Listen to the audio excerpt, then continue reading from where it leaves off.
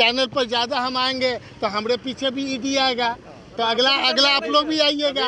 ये मान के चलिए पूरे देश में और ये रांची में जो निकला है 300 करोड़ रुपया, आज का नहीं, आज़ादी से पहले का व्यापार है। बिहार के डिप्टी सीएम तेजस्वी यादव को ईडी के द्वारा सम्मन भेजा गया था और 5 तारीख को जो है तेजस्वी यादव को पेश होने के लिए कहा गया था, जिसके बाद तेजस्वी यादव ने जो है मेडिकल बुलेटिन वहां पर दिया है और इस वजह से वो वहां शामिल नहीं हो पाए हैं। भारतीय जनता पार्टी के नेताओं ने इस बात को कहा है।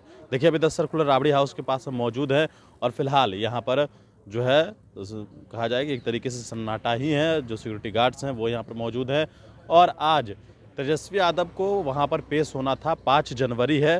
तेजस्वी यादव को ये तीसरा सम्मन जो है ईडी के द्वारा भेजा गया है। नौकरी देने के मामले में जो है वो ज़मीन लिखवाने का जो ये केस है, उसी को लेकर तेजस्वी यादव का भी जो नाम है वो उसमें दिया गया है, लिहाजा उनका जो है उनको सम्मन भेजा गया है और ऐसे में आज उनको पेश होने की बात जो है वो कही गई थी। साथ ही साथ लालू प्रसाद यादव को भी इस मामले में सम्मन आया। हालांकि लालू प्रसाद यादव की सेहत ठीक नहीं है, इस वजह से वो भी जो है वो ना आवाज़ से निकल रहे हैं और ना ही जो है वो कहीं गए हैं।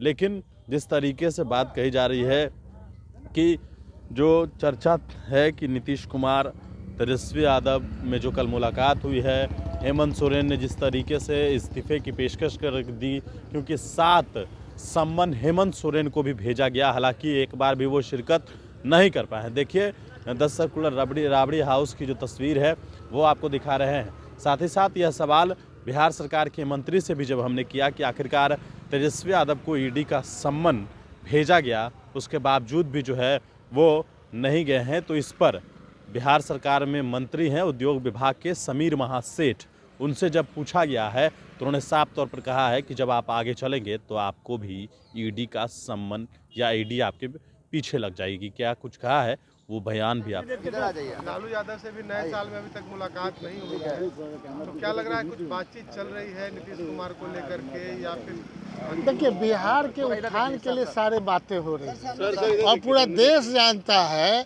कि बिहार बढ़ेगा तभी देश बढ़ेगा। और देश के दूसरे लोग कह रहे हैं कि गुजरात बढ़ेगा तभी देश बढ़ेगा। ये कंपटीशन गुजरात और बिहार का है कि बिहार जब तक नहीं आगे बढ़ेगा देश कैसे आगे बढ़ेगा। ये कैलकुलेशन करने की ज़रूरत है और उस पर निश्चित तौर पे हर एक मुलाकात अच्छी होनी चाहिए। हम लोग तो सबों से मुलाकात करते हैं, क्या भारत सरकार के सबों से मिलने के लिए कोई कोताही तो नहीं है? अपने डिपार्टमेंट के लिए सबों से मिलने जाते हैं। कल नीतीश जी से तेजस्वी जी की जो मुलाकात हुई है, अब लगता है कि जो डैमेज है वो कंट्रोल हो गया सीट शेयरिंग को लेकर। कोई डैमेज है ही नहीं, तो कंट्रोल का क्या बात है? कोई डैमेज है ही नहीं। लोग अपना कहीं कोई ताना तानी है ही नहीं।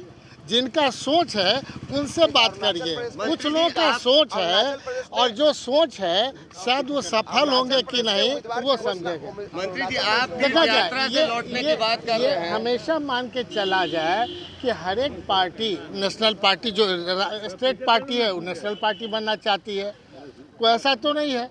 लेकिन नेशनल पार्टी में कांग्रेस भी है, बीजेपी भी है। बीजेपी अपने कृत से आगे बढ़ी है और कांग्रेस अपने कृत से फिर आगे बढ़ेगी। अगर मान लीजिए भारतीय जनता पार्टी को ये लग रहा है तो हम उस दिन भी याद दिखाना चाहेंगे कि दरभंगा भी एक सीट दिया था बिहार से, 2 ही सीट पूरा देश में मिला था।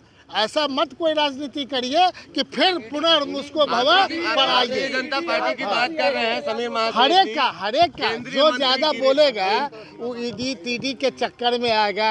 तो ये तो बात है, ये तो मान के चलिए चैनल पर ज़्यादा हम आएंगे तो हमारे पीछे भी ईडी आएगा, तो अगला आप लोग भी आइएगा। ये मान के चलिए पूरे देश में और ये रांची में जो निकला है 300 करोड़ रुपया, आज का नहीं, आज़ादी से पहले का व्यापार है। उसको कांग्रेस से क्यों जोड़ रहा है? व्यापार करने वाला ये इसी ढंग से सोचिएगा। अपना इनकम टैक्स अपना ये देता है, आज़ादी से पहले से देता रहा है, उड़ीसा से लेकर के सब जगह रांची का।